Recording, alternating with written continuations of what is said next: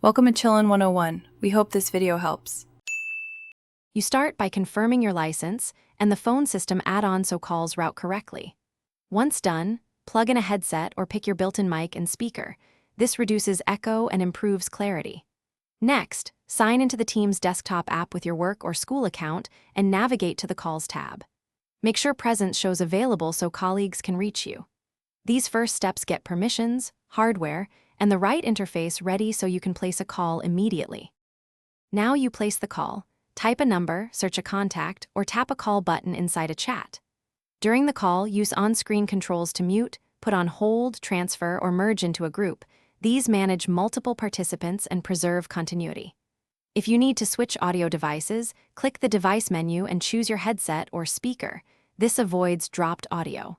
Also, use the keypad for automated systems. These controls let you handle typical business call scenarios smoothly.